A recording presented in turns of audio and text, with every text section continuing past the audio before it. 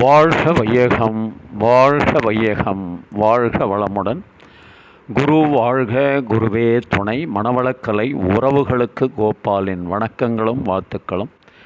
அருட்தந்தை வேதாத்ரி மகரிஷியின் மனவளக்கலையை பற்றி தினமும் சிந்தித்து கொண்டிருக்கின்றோம்.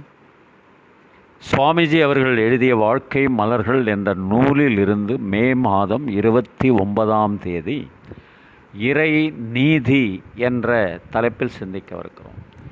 இறைநிலை எங்குமே உள்ளது.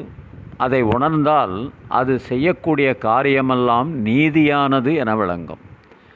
எந்த இடத்திலும் தவறு இருக்கவே முடியாது. இதை நல்ல முறையிலே தெரிந்து கொண்டால், ஐயோ, நான் கடவுளுக்கு 5 தேங்காய் உடைத்தேனே, இன்னும் என் குழந்தைகள் சரியாகவில்லையே என்று வருத்தப்பட மாட்டோம்.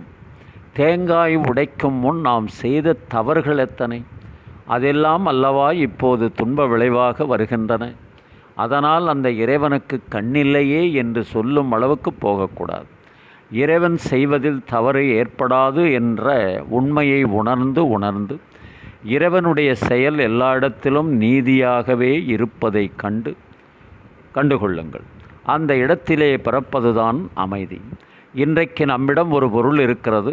அதை கொடுத்தவன் இறைவன். உடல் நலம், அறிவு, செல்வம், பதவி இவ்வளவையும் கொடுத்தவன் இறைவன். ஆனால் இன்னும் எனக்கு வரவேண்டிய பதவி உயர்வு வரவில்லையே, எப்போதோ வரவேண்டுமே, இன்னும் வரவில்லையே என்று குறைபடுகிறோம். அதனால் என்ன ஆனது?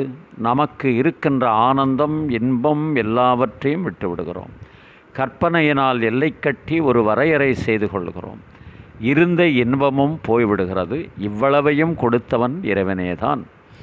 எல்லை கட்டிய மனநிலையில் நாம் இப்படித்தான் இருக்க வேண்டும், அப்படித்தான் இருக்க வேண்டும், இதுதான் நல்லது, அது கெட்டது என்று நினைக்கிறோம். இது உண்மையில் நல்லதா? நல்லதாகவும் இருக்கலாம், கெட்டதாகவும் இருக்கலாம். ஆனால் கற்பனையில் நாம் வரையறை செய்து கொள்கிறோம். கற்பனையான நிலையில் இருக்கும் வரையில் நாம் இதுவரை பெற்றதை பாராட்டாமல், அதை அனுபவிக்க தெரியாமல், அந்த பொருள் இருந்தால் நன்றாக இருக்கும், இந்த பொருள் இருந்தால் நன்றாக இருக்கும் என்று மனதை மறுபுறம் திருப்பிவிட்டு கொள்கிறோம். இவ்வளவையும் அனுபவிப்பது யார்? இதுவரைக்கும் இவ்வளவையும் கொடுத்தானே இறைவன், அதை மறந்து விடுகிறோம். அருட்தந்தை அவர்கள்.